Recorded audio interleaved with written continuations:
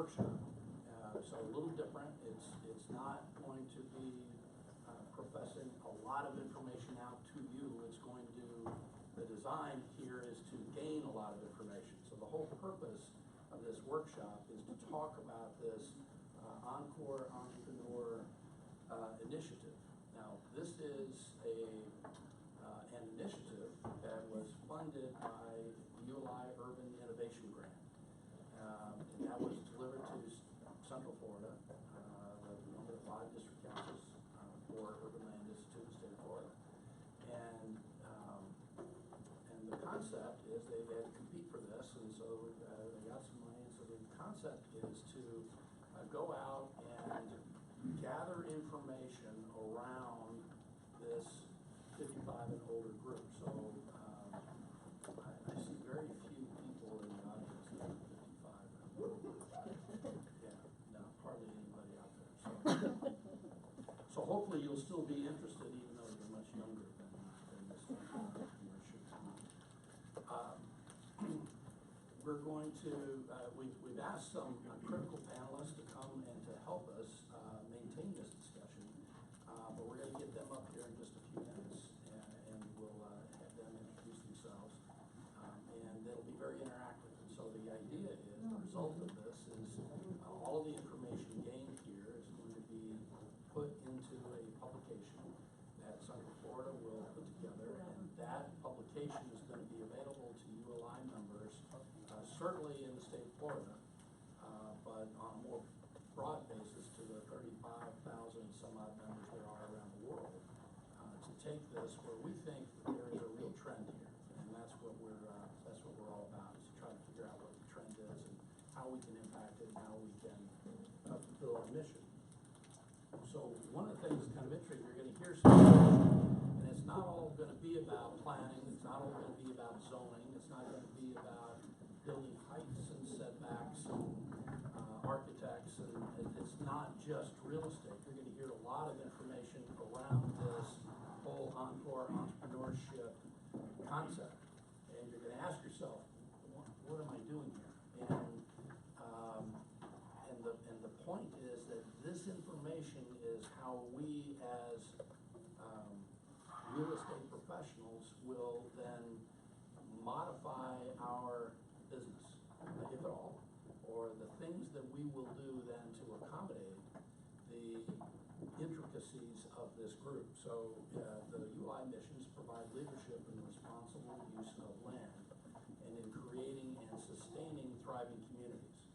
So as we go through this conversation today, I want you to think about that second half of that mission, and that's creating and sustaining thriving communities, because that involves more than just bricks and sticks. That involves a lot of different things. You're going to hear a lot of different ideas today, so I'm very excited about it. So with that, I do want to introduce, for those of you who don't know, Greg West is our incoming ULI chair for ULI Southeast Florida. So I wanted to make sure that we introduce the proper dignitaries that are here. I'm not sure that word fits. Yes, you qualify for that. You're qualified, yeah. Yes, I also wanted to give our host, Isabel, just a moment to welcome us on behalf of the South Florida Regional Planning Council. Awesome, Isabel. Would you like to say something? That'd be great. Thank you. Well, thank you. I don't have a lot to say. It's nice to see. I just really thank you, and many of you are longtime friends that we've missed seeing you. We hope you'll come back a lot more often.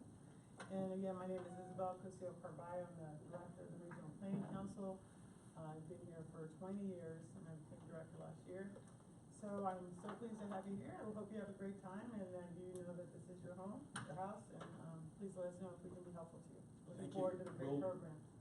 We have this room all afternoon, right? That's fine. You can have it all. Thank you, Isabel. No worries. That's a perfect environment for us. Well, to kick this off, what I'd like to do is, first of all, I want to introduce and thank Kelly Seif. Kelly is with Central Florida, ULI Central Florida, and is critical to making all of this work. And she's doing this workshop around the entire state. So they're doing 5 of these around the state of Florida. So we're number 2. She did the one last week in Central Florida. So Kelly, thank you for organizing this. And then to handle all the logistics here on the ground, Iralda,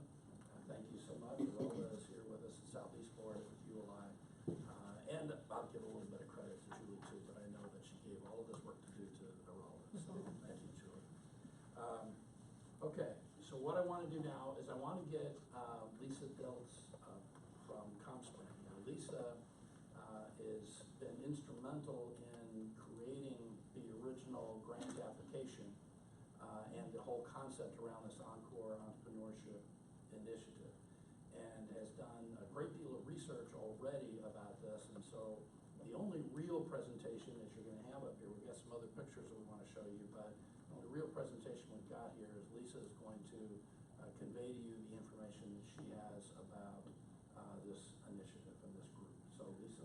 Sure.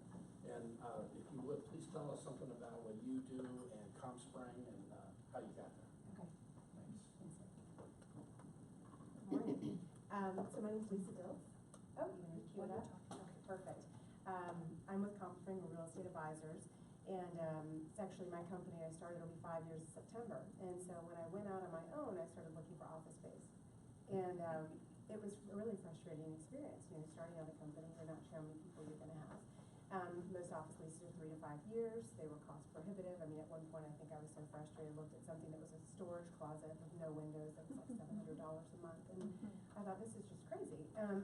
So I started researching really where the workforce is going, independents or contractors as being a larger portion of the market, and there seems to be this disconnect with the conventional office market and where work is heading.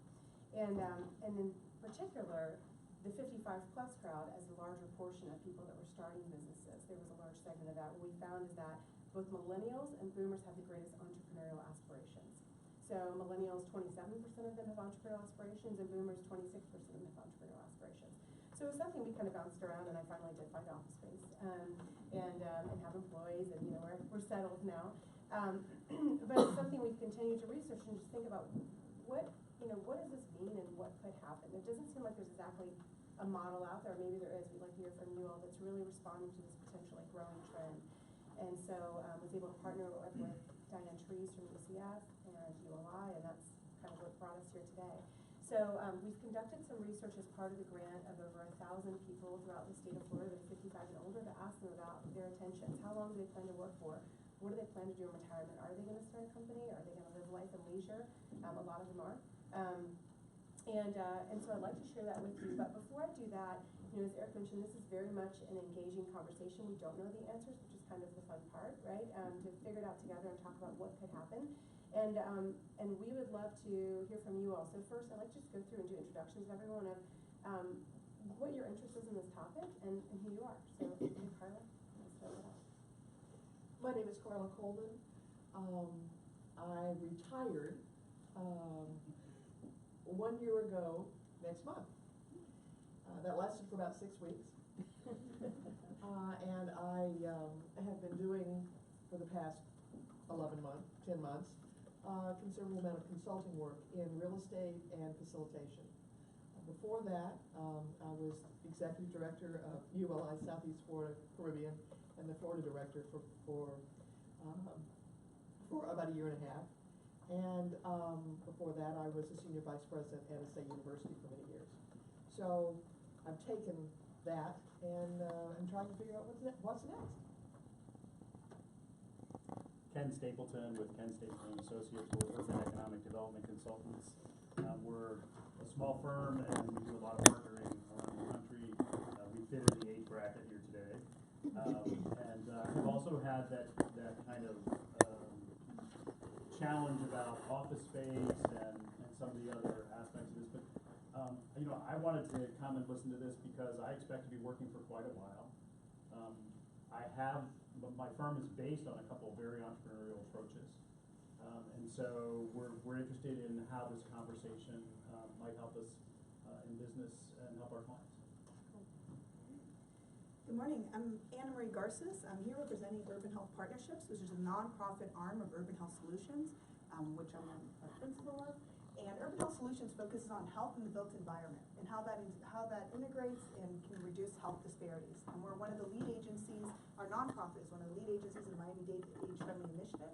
We're currently working on systems and policy changes to address some of these kind of desires and ensure that we have an environment that does foster this kind of living and working.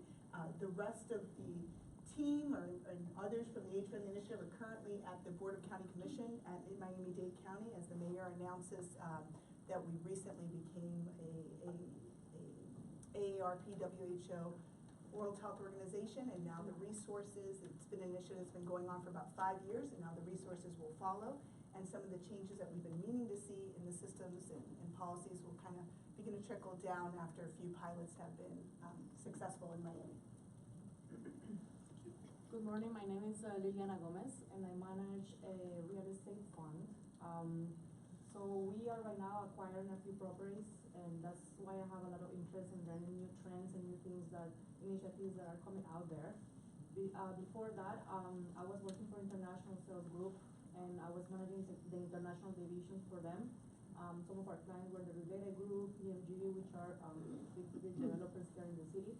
And I participated in a lot of focus groups with the developers and always trying to think outside the box and what to do in the new developments to attract people's attention, because at the end of the day, when someone wants to come and buy an apartment, they're going to look at many different options out there in the market, and they're going to decide to go for the one that has something different. That sells. So that's why I had a lot of interest in learning about what you guys are putting here today. My name is Mark Kopelman. I'm a financial planner and advisor with Raymond James here in South Florida. And my practice specializes in serving the needs of people who are in and around the real estate industry and the real estate profession. About 80% of my business focuses on people in that business, and particularly from an age bracket. My average client is in their late 50s. So I'm kind of on the front lines of what's happening here and really understanding, especially because of what happened in 2008, 2009, where there was a tremendous shift in what people were doing. There were people who got upended in the industry and went in different directions and really had to reinvent themselves. And a big part of that is the financial planning and the investment management and the strategies to determine whether or not, especially the boomer population, can reinvent themselves and not only get look at their financial situations, but looking at their skill sets and looking at their their psychographics to understand what it is that they can do to find that second or third career and what it is that they're looking to do. So that's why I'm here. Good morning, my name is Philippe Houdard. I'm the co-founder of a shared workspace called Pipeline, and we have 5 locations. The idea has always been to create a community of businesses and individuals who can work together and participate in sort of an opportunity to be able to connect with each other. So we have very large companies that work in our space, from Google to Uber, Kayak, Priceline, ADP, Microsoft, and a great number of others. But we also have a lot of individuals, independents, some of which are within the age group that we're talking about today. And the idea has always been to really make it easy for people to start businesses, grow businesses, and to be part of the community. We're going to get the privilege of seeing some pictures that Philippe has brought with him to show some of the pipeline space. I think you'll be fascinated. So I'm Greg West, and I work with a company called ZOM, and we're housing developers, rental housing developers, and mostly urban context. And our customers, traditional customers, are the 20-somethings and 30-somethings, but almost always, or no, I would say always in our urban buildings in particular, there are more and more empty nesters that want to come and live with us. And that mix of the young folks and the empty nesters works for some, but not all. And we are, we see the demographic trends and that are obvious to everyone, and we think that there's more opportunity to serve the empty nesters and older in ways that aren't traditionally done. Senior housing is, in a lot of people, is where you go to die, but it doesn't have to be that way, and it shouldn't be that way. So we're, as a company, in the early stages of learning and trying to formulate strategies on how we can address what we think is some untapped demand. Great, thanks. Monica. Good morning, I'm Monica Stinchola, and I'm the CEO of Reunion Care. We're a health information technology startup, and I'm living the dream. I'm your Encore entrepreneur that's spending her own resources to put together a company and to decide what's next in my life. I'm also here representing AARP. I'm on their executive council, and we have a program called the Caregiver Accelerator, where we help people who have an idea, any kind of creative idea in the caregiving space, since we know that that's a huge market that's coming our way, how we can help them to stand that up and turn that into a company that not only benefits AARP members and future members, but benefits our communities as a whole. And so I left a lot of materials in the back there. AARP, you always come with a lot of material, and I didn't disappoint you, let me tell you.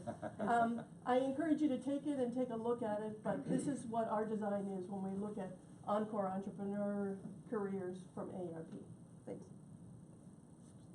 I'm Diane Sears, and I'm actually writing the white paper, so ULI brought me in to do this. I've done a lot of work with ULI Central Florida, and I've been an entrepreneur since 2000, and I work out of my home, so this topic is really, really interesting to me. I just wanted to share that there's a place in downtown Orlando that's a shared workspace, and they were trying to get me to come in, and I looked around and I said, do you have anyone in this workspace that looks like me? And they're all young. They're all, 20s, 30s, and all that. And they said, well, sure. There's so-and-so over here. She's an old lady, too. So, anyway, I turned 55 this year, so I'm very interested in what you guys are doing. Hi, good morning. I'm Julie Medley. I'm the Executive Director for ULI here in Southeast Florida and the Caribbean. We have 1,000 members from Vero Beach down through the Keys and in the Caribbean as well, mostly Puerto Rico. I just want to say we're so thankful to have you all here today, and we're looking forward to seeing the results. Hi, my name is Barbara Selk. I'm a real estate developer that's very interested in the senior housing space. I started my career working for Goldman Sachs and then worked for Related for a decade, and now working for a smaller developer working with Harvey Hernandez at Newgard. I'm very interested. I'm 53, so I'm about to enter this space, and I see the need, and I see the trends, and just trying to learn everything I can. Do you all develop housing? Yeah, residential. Yeah. Thank you. My name is Brett Gelsomino. I work with Greg West at Zom Development. As you mentioned, luxury multifamily rental developer based here in Fort Lauderdale. Got a lot going on in Miami area presently, and here to learn about the what we have identified as a need and a emerging trend with senior housing space, and how to better accommodate those renters specifically, and the opportunities that might arise from the same. Good morning, everyone. My name is Vania Pedraja Castro. I am the Economic Development Specialist for the City of Miami Beach. A lot of revitalization efforts along with planning come out of our office, and we have seen a growing trend in our demographics. To illustrate what the conversation is, the median age is increasing in Miami Beach, and we know that is going to be a growing demographic that we need to serve. So we're here today to kind of understand a little bit more about it. Good morning, I'm Jeff Horace. I'm the Economic Development Director for the City of Miami Beach. And to build upon what Bonnie said, we're pretty much doing an unusual thing for government and trying to figure out what the trend is so we can plan for it instead of react to it.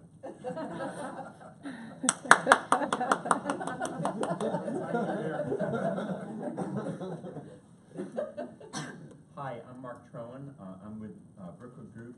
We're a small-scale developer. My partners and I are scattered across the country. We have projects in San Francisco where we're developing a micro-unit apartment building. We're working on a master plan community in Northeast Arkansas. We're currently working on a traditional neighborhood development with marketing in Alabama. We work on a variety of different kinds of deals, but we're very much the infill, ahead of the trend, hopefully out-of-the-box kind of developer that looks to these kinds of issues, and not just simply focusing on the millennial set like many of our peers, but really trying to see if we can accommodate the new kinds of trends, and that's why we're very much interested. I also sit on the ULI Advisory Board here for Southeast Florida and the Caribbean, and so I've been anointed by Chuck Bull, who is our current Executive Director, to observe, monitor, and report back to see what you've all come up with. Thank you. I'm Mark Aronson. I'm a partner in the law firm of Palm the Knight, Miami office. My practice is primarily real estate development. I'm also the treasurer of the Southeast District of ULI. I'm here because I'm kind of curious. A lot of my contemporaries are considering it or have moved to over 55 housing. I am not convinced that that's for me, and I'm curious what that demographic really thinks. Really? Stuart Price. I am with Price Resources. I am well, I started as a consultant of sorts, which I basically say invest, manage, develop, and advise clients in regards to different product types within the multifamily realm. Started out with college, but where I reside now in Stewart, I'm in Martin County, so I'm as far north, I think, as our membership goes, and I sit on the council here. But what I've seen in my market, where most people are seeing the demographics go up in age, mine's actually coming down. When I first moved there, it was in the 60s, now it's in the 50s. So I look at it as an opportunity as, you know, I've started now developing product up there, infill, in a market where most folks are old, but now getting younger. So I'm looking at the trends that are coming out today from the discussions we're having. And as I develop these products, I've got to kind of switch gears into, I thought it was more senior housing, but now I've got to really look at what's the amenities, the location, what are these guys looking for. And, you know, Julie also thought it was good for me to be here, so she And we all do it. So she's the boss, so yes, I show up when she says she show up. I'm Laurel Robinson. I serve as the president and CEO of the Housing Center of the Palm Beaches. We develop housing, and we're calling it attainable. What's old is new again. That term has been around for a long time. But our particular emphasis right now is developing a 17-acre site in downtown West Palm Beach. And 125 of those 353 units will be dedicated to 55 and older with an emphasis on veterans. So I'm very interested in capturing some of those vets that are coming back in this demographic of the 55 years of age. We're in a mixed-use zone where the zoning is perfect for housing and for a small entrepreneurial startup, and would really like to see this come to fruition. And I left 55 in the dust a long time ago. If you don't want to retire, just stay at work. It works. Okay. Fantastic. Well, how about you, Eric? When thinking about me. Yeah. Eric Swanson. I recently transitioned into this phase in that I left a previous company about a little over a year ago and started with a small group of people, boutique development firm called Treadwell Franklin Infrastructure Capital, really focused on projects that are related to core infrastructure like transit stations, airports, seaports, marinas, projects like that. And this topic fascinates me because I fall right in the middle of it, both in active participation and as Mark knows, by the way, if anybody needs wealth management, or in my case, the lack of wealth management, I would encourage you to consider Mark and Raymond James, just simply because the advice that I've received over the last year in how to manage this investment that we're making in this entrepreneurial endeavor is critical. And the decisions we make around office space and how we behave and how we spend money and don't spend money is a real big part of this. So anyway, glad you all are here. Well, this is exciting. I mean, it's such a diverse group of people, so I'm interested to get into the conversation piece. Before we do that, I'll present the slides of the market and then turn it over to Eric and he'll moderate the discussion. But I'm really eager to hear your thoughts and feedback. So the presentation lays out, there's about 35 slides or so. First, we're going to do some of the trends we've seen that actually identified us submitting for this grant. And then the characteristics of survey respondents, we've got more of it in the appendix, just a brief blurb on that, and I'll tell you who the people were that we reached out to. Their outlook on work and retirement, the outlook on homes and communities, and the potential impact of stated preferences at the end. So to roll into it, we've got a stack here, and it's Florida, and so we have 2010 on the left side rolling out to 2040. And the big takeaway here is, if you look at the blue line that's starting here, so we're about 30% or so of the market that's 55 and older in 2010. And you can see the stair step that's reaching down, that's almost approaching 40% out to 2040. So it's a large portion of the market, it will continue to be, and it's only growing. And just for some relative perspective, there's about 6.4 million people in Florida that are 55 and older. So that's a big number. There's about 75 million nationwide. But when we talk about some of these numbers, even if it's 1%, 1% of 6.4 million people is a lot of people. So we'll kind of talk about what that means. But from a sizing perspective, obviously, we all know this is a large group of the population. If we look at the actual workforce and who's working by age, we have the United States on the left side and then Florida on the right side. So right now in Florida, about 25% of the workforce is people that are 55 and older. So you see starting this bar here that's 11% and sliding over. In Florida, it's interesting that we've got more people that are 45 to 54. 22% in the nation, and 24% in Florida. That'll slide then into this group that we've got a little bit of a higher concentration in that piece. And so when we look at labor participation rate of what's actually, we know 25% right now in the workforce. The question is, where's it going and where's it come from? And so we've got it split in age groups here, 55 to 64, 65 to 74, and 75 to 79. Ranging back from 1994, and then the projection out to 2024. And this is from the Bureau of Labor Statistics of what they anticipate the workforce to comprise of.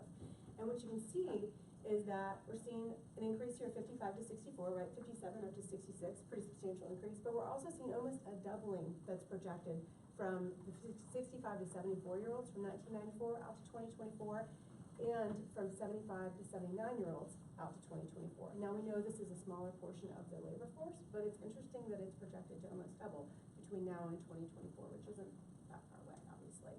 So we're seeing this inching up.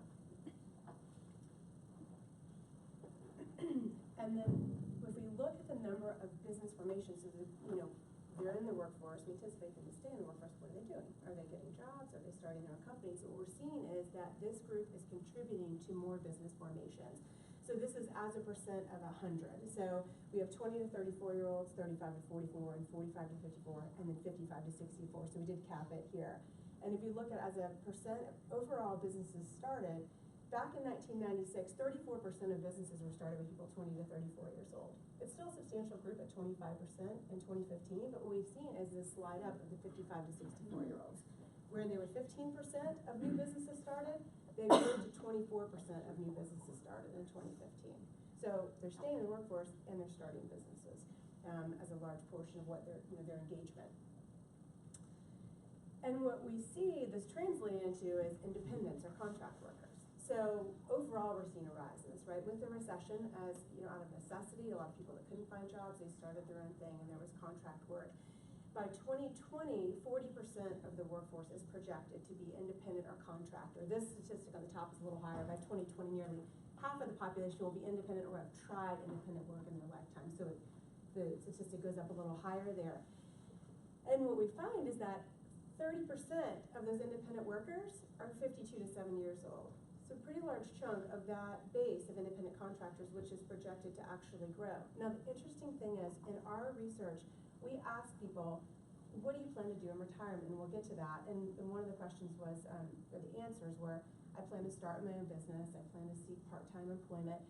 And very few people actually said, I plan to start my own business. But if we look at this research and what people said, only 13% of people that are independents or contractors identify themselves as owning their own business. So it's almost a semantics issue that people are contract workers and say, oh, no, I don't have my own business, right? I don't have an office, I don't have staff, I'm a contractor. It's not my own business, although it is, we know this, right? So it's interesting to see how that translates out when we ask people in the research that it is, in fact, people owning their own businesses but not self-identifying. And that translates here. So when we look at, and this is from Bureau of Labor Statistics again, the number of people that are self-employed by age. So the blue line you you see is actually labor participation, or number of people that are employed. And so obviously you see this drop off here at 65 plus where people begin to leave the labor force more, and a trickle down here from 55 to 64. But the people that are 65 plus have the greatest percent of self-employment. So 15% of people that are working are 65 and older. And this is in 2012, so actually the number would be higher now.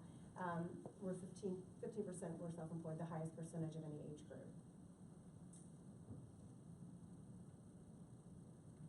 So I mentioned we did this survey. We did an online survey of over 1,000 people. It was actually 1,012 to be precise. And it was done through Research Now, which they host panels of people that opt into rewards programs. They seem to have the most robust panel that we could tap into. So they were a partner with us on this. And what we did was we made sure that the percent of people within each county were balanced to the overall state of Florida. So for instance, we don't have 80% of responses coming from Broward County. It's as a percent of 55 plus that account for that portion of the overall state. So we had equal representation across all counties that currently represent the population 55 plus. The split between gender was pretty even too, between the state and the respondents. And also age was relatively even as well. The one thing that really jumped out, and it's not surprising based on what I showed you just a few minutes ago, is that within the survey, there's a higher portion that are self-employed. And again, this is because everyone I surveyed was 55 and older. So if we compare the United States and Florida of self-employment, in our survey, 16% of people were self-employed. So, jumping into the survey results. Of the people we surveyed, 71% are already retired. And then this splits out for their intentions of retirement by time frame for the remaining people that are currently in the workforce. So it's somewhat evenly distributed here of people that plan to retire in 2 to 3 years. We've got a few people that plan 4% plan to retire next year. 6 years or more, you can see bumps up here at 9%, and then 5% are never retiring. They're working forever, which may be some of us in this room will see.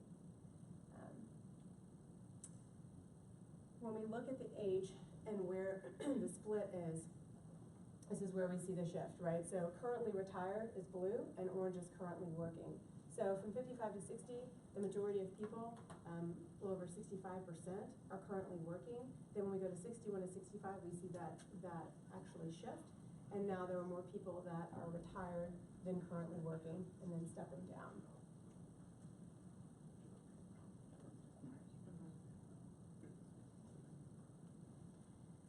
So in our survey overall, you see that the largest portion of people that are currently working plan to retire between 66 and 70 years old. Now what's interesting is the national retirement age is 63. So just in our survey alone, when we ask people, when do you plan to retire, it's already pushing out from what we see as the national trend. So the anticipation of people that are working is already suggesting that they are pushing beyond that time frame into the 66 to 70-year-old. And then there's, of course, more that trickle out here. So our question was, what are you going to do when you retire? And you can see leisure, as this blue bar on the bottom here, grows with age. A lot of people are planning to live life in leisure here at the 76 to 80-year-old group.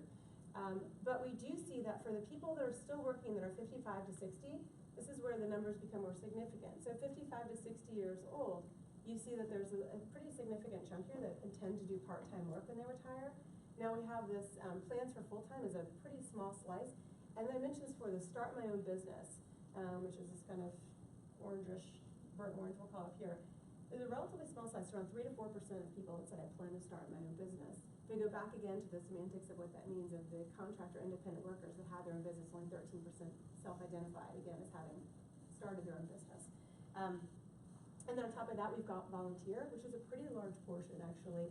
Ends up being about 20% overall that plan to volunteer. And then there's a chunk too that says, I don't know, we'll see how it all plays out.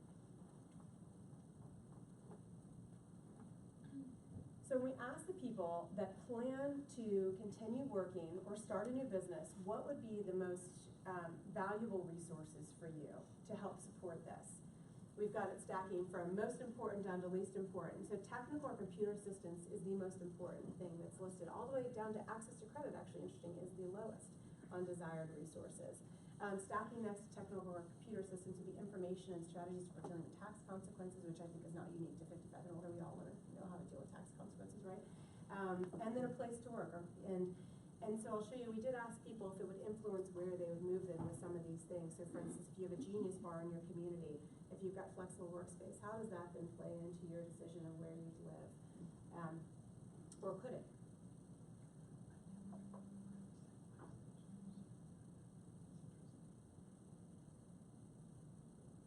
Yeah, you mentioned the network of people.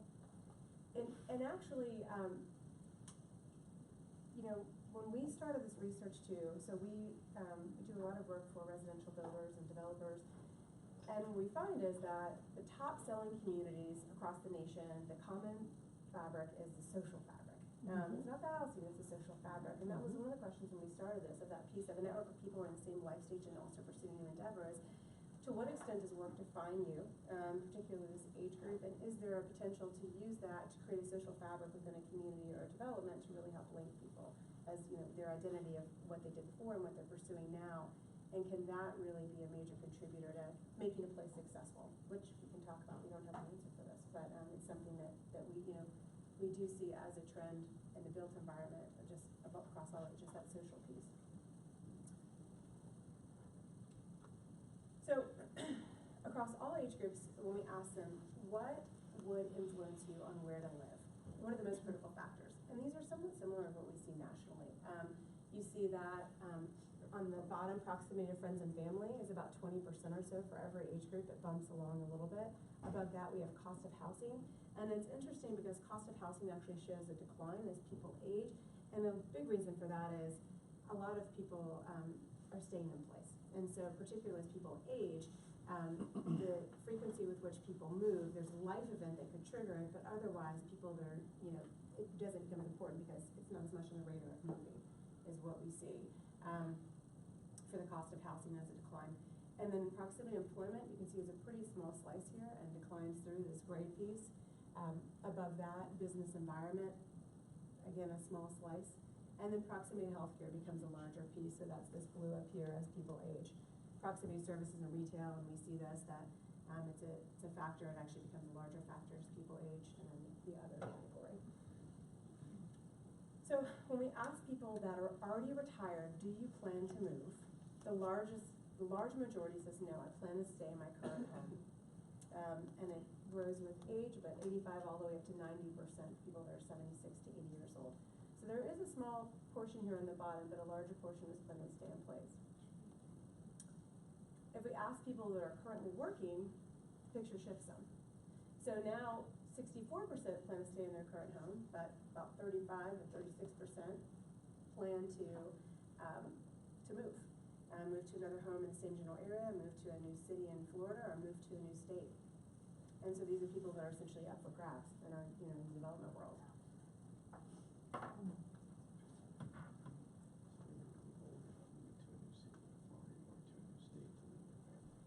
One thing I should mention too is if anyone would like this presentation, make sure to just drop off your business card and I'll email it to you.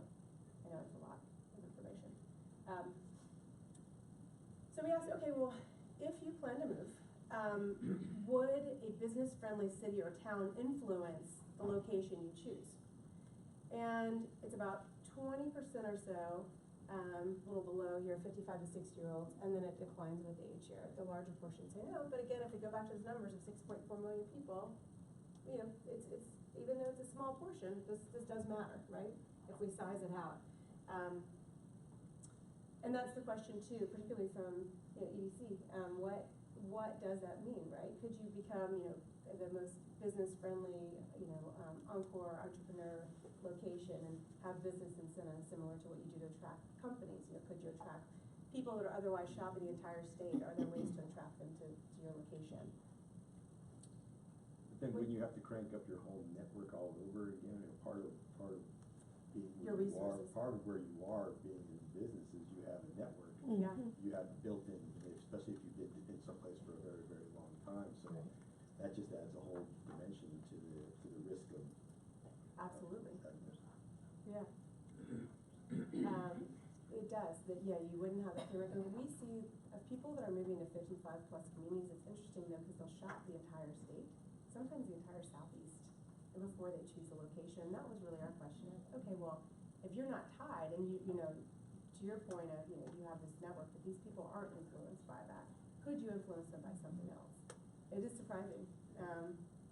But there's a large contingent of people that, yeah, they will shop, and it's interesting how it impacts pricing, because they'll shop a very large area. I find people severely overestimate their ability to adapt later on in life to an extreme years like that. Yeah. So we asked about intention to move to an age-restricted community, and this is very similar to what we see nationally. So again, this is just the people we asked in Florida, but 56% of people say no, I don't want an age-restricted community. 23% say yes, and there's 21% that could be swayed, that they're undecided about the 55-plus community. We break it down by age. This is the percent of respondents say yes, I want a 55-plus community. So with age increasing, 71 to 75 and 75 to 80, the largest portion say yes, I want this. The lowest portion is 55 to 60 that, you know, affirmatively say I want to live in a 55 to 60, a 55 plus community. I'm sorry. So Lisa, if you go back then, so why the increase? I mean, maybe it's obvious, but is there, you know, the reasoning behind that? I think it's I think there's a divide. I mean, there's two generations within this here, and so there's a huge psychographic split. So health related issue or? There's an engagement piece of it too, and I think that, you know, particularly as we know that more of these people are working, I think that overall in our results and what we found, even just talking to people, engagement in some capacity is important. And so, you know, we see of people that pursue the 55 plus communities, they want that engagement. And so the activities, the social fabric, and there's more of a facilitation of it. And so whether they've, you know, maybe left a career or engagement in some capacity, that provides it in some piece. That's two different generations, though. It is. That's the 71 to 75. It is. It's right on the edge of World War II, whereas the 55 to 60 is really the end of the boomer generation. Absolutely. And we see, I mean, yeah, exactly right. And it'd be interesting your perspective on the financial situation of these two groups too, because the younger group is more impacted by the recession, right? More of them got, you know, they saw loss in equity. They're supporting kids and parents, and so. These are depression kids over here. Yeah. The 71 to 75 families coming out of the depression. The other ones. They save more, right? Right. Yeah.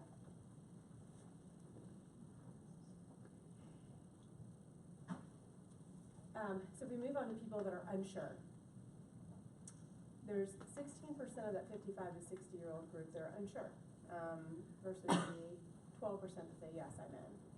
15% of 61 to 65, large portion 66 to 70 that are undecided about this. 18% 71 to 75, and 13% 76 to 80. So the question we asked is, okay, of the people that are unsure, if the community were to provide something like a Genius Bar, technical support, and flexible office space, would you then consider it? If you were on the fence and undecided, would this help influence you? And this was interesting. So it was a pretty large portion that said, yes, this could sway me. Of the 55 to 60-year-old in particular, because you remember they were the least likely, that said yes, you know, 12% said yes, I'm in this kind of community, that well over 60% could be swayed to that unsure segment with these resources. And then all obviously pretty significant as well at 61 to 65, even a slighter tick over that.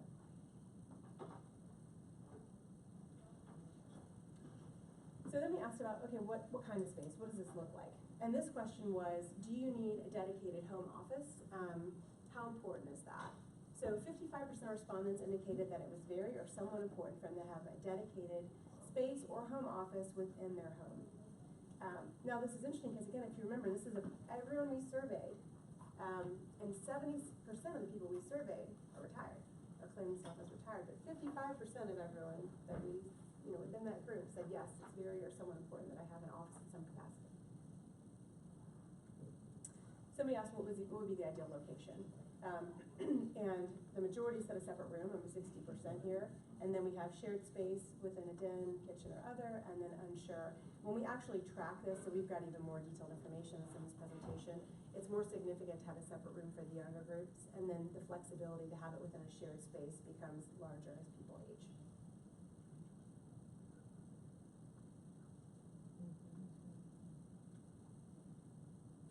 Did you ever break that down between the folks that thought they weren't having their own business but just considered themselves a consultant? I mean, I'm very interested by that. If you consider yourself a consultant but I don't own my own business, how did you feel about that need for extra space? If people that considered, well, we have people, yeah, we do have that information. We have people, do you currently have your own business? But again, that's probably underestimated of people that considered themselves having their own business and consultant. But yeah, I could pull it out for you. You know, just if, I don't have my own business, but I'm a consultant. How many of them want their own space? Well, I think that, we've got it, and I don't know off the top of my head. I just But yeah, no, it's a great question. I think it may be underestimated too, because we didn't ask the exact question of consultants. We had said, do you have your own business? And so I think that our data is probably, you know, obviously after the fact now, looking back at this information, we see that there was probably a disconnect, and that would be a good follow, because I think that people wouldn't have self-identified as consultant in here or having their own business. There's more people that are actually self-employed that are relating, yeah. But I can cross-tab it, and we can definitely look at it. We've got the information on owning your own business and type of space desired. So the question of all this is, what does this mean? What does this mean in the built environment? What's the potential impact? How big are these numbers? And so we've got some of the sizing here. So this is the trends on employment. If we look at the number of people that said they intend to volunteer, that are 55 and older, over 1 million people in the state of Florida want to volunteer in some capacity. As a point of reference, Palm Beach County has 1.3 million total people of all ages. So this is a pretty large number across the state of people that want to be engaged in some capacity through volunteer work. The survey suggests that about 300,000 people may start a business, and over 80% of those people are willing to collaborate with millennials. We did ask that question, if you plan to start a business, would you be willing to collaborate with someone that was 35 and younger? And 80% said, yeah, of course, that's fine. So that was... But did you ask the other question, whether the millennials... I'm not asked that question. Only if you pay them well. That would be interesting. And then the last point here, over 700,000 plan to pursue part-time work, which again may include that independent piece, the people that are doing contract work. On the housing side, we know that about 445,000 people that are currently in the state over 55 plan to move. That are currently retired. An additional 315,000 of people that are currently working plan to move within the state. So about 760 or so that plan to move that are currently in the state. So you don't, on that statistic right there, you don't know if that's just, I mean, using Broward County as an example, moving from, I got the big house out in West Broward and I no longer have, I don't need the big house anymore, so I'm moving to more concentrated area on the east side of town where maybe there's access, better walkability, that kind of stuff. Is it that kind of a move when you say within the state, or is it I'm leaving Broward County and I'm going to Orlando? Well, if you go way back, the intention of people that are moving to stay within the same area is a larger portion. Okay. So that's a large of the people that are going to move out of their home. It's moving somewhere in the general area. Yeah, other than those that are completely leaving the state. But you didn't ask the question, kind of suburban, urban? We did not. Okay. Yeah. But Lisa, if you extrapolate those numbers, that's about 750,000 people that are gonna move within the state. Right. Okay? Broward County is, I don't know, 10% of the population, I don't know what it is. Yeah, it's So that's 75,000 people over the next few years that are gonna move within Broward County. That's a lot of units. That's a lot of units. Mm-hmm. That's a lot of units, yeah. Are we assuming also, I mean, that these still are generally two-person households, so if we just cut that down, we're still looking at these are, you know, that's half those units. half the Right. household. That's a good point. Yeah, Yes. yeah. Because this is Yeah. population. Yeah, so it would be half. Yes. But still, you know, the 37,000 units is a lot of units. It is. Yes. Yes. You say that's over 5 years, it's still, you know, 7,000 units a year. Wow. And when we size out demand and we look at the amount that's attributed, amount of sales that would be attributed to people that are 55 and older, in some markets, you know, as a baseline, it's around a quarter. So 1 out of every 4 sales would be from someone that's 55 and older. In some counties, it skews even more, where it becomes 30% plus. But as a baseline, it's at least about 1 out of every 4 or 5. Did you guys do a study as to whether the folks that are in this bracket are looking for existing stock or they want new in regards to where they would move and what they would And national data actually shows that people The younger generation is more willing to buy resale, and as people age, they actually have greater interest in new homes. But resale actually tips that more, but it is a growing interest as people age for new homes. And that's, home warranty, less repairs, all the things you'd expect. So of those that plan to move, 90,000 that are currently retired will seek a 55+ community, and about half of that, people that are currently working, will seek this type. So split there again between retired and people that are currently working, 95,000 and 44,000 that'll seek that 55+ community. The bottom number is that unsure piece, right? So if you could influence that unsure piece, you have over 100,000 people between those that are already retired and still working that could be influenced to move to 55+ community if you provide the technical support in the workspace and really geared towards that buyer. So that is it. Okay, so a simple Yeah. one question. So of the, it sounds like most of the questions you've asked about those was of the context of, are you going to choose to do this or choose to do that in your retirement age? Did you get any, were there any data points that gave you an indication about whether some of these decisions were being made based on economic necessity for, where they were? We did. We particularly asked that of people that plan to continue working in some capacity, why? And the economic necessity was actually a smaller portion to engagement. It was, pursuing a hobby, staying engaged in some capacity, that was a smaller piece. And we could split it up, I could run it for you by age too. What was the primary again? What was the primary reason? The primary reason was,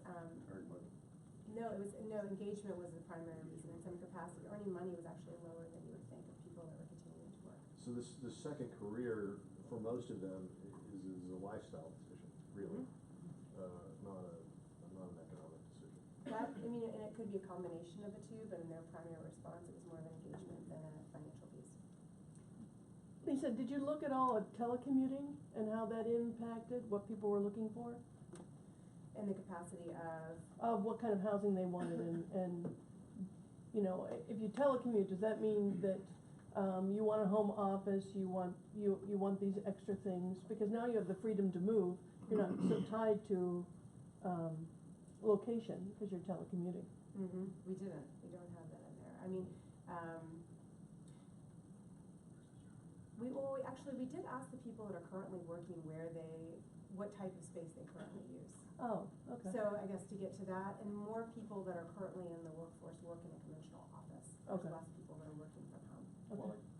Well, to further that, would their requirement for more technical type support be something that would lean towards why if they have their own office space, you want to have that technical support? So like you're saying, you're trying to beef up your office environment, having that technical support that you can call and have to deal with it, not having to be in that traditional office space.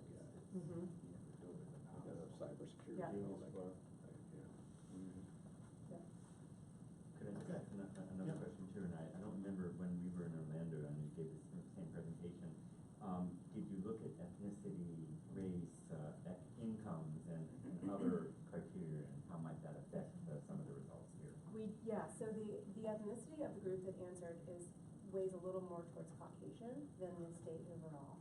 And we actually looked at then the growth in ethnicity of the 55+ group because of course in all these things there's a lot of roads you can go down, and we started looking at the rate of entrepreneurship by ethnicity, and that non-Caucasian Americans actually have a higher rate of entrepreneurship. And so we looked at that growth, and so the population is going to become more diverse, which could lead to even more entrepreneurship throughout the state of Florida. But in our survey, it did lean a little more towards Caucasian in the state overall. And then what about income distribution? We didn't get incomes, so we didn't have incomes. I was curious as to, I know you said it was an online survey. Yeah, how would these people identify how many people did you have to survey that said no? How many people did you actually have to survey to get your final end? They dropped out. Well, in research now, the panel they have is already pretty focused on people that are 55 and older, so it's not like casting it out to everyone and saying, oh, you don't need age qualification. So they already know when they crunch their numbers.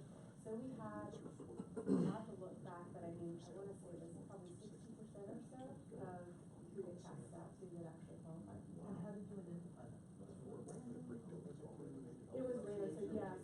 Chanel has a panel called the Optics Rewards Program, so the Merit Rewards, all kinds of, rewards programs that have opted in to take a survey. And so that's how they were identified. Yeah. Yeah. Of the respondents that were indicating that they would seek a 55-plus community, was there a distinction between rent versus Rental own? and ownership, there wasn't. And, as you know, there's a higher rate of renter density from 55 to 64-year-olds, and so it would differ, it's like 25% that rent, and then 65 plus is 20%, so it would have been an interesting piece. I did not ask that to renter and owner. And with the exception of the survey pool that kind of alluded to their swayability based on, certain features, of the other respondents that indicated that they, were not desirous of a 55-plus community, was there any indication as to why or whether that was based on the available options in today's market? We didn't probe for why they would choose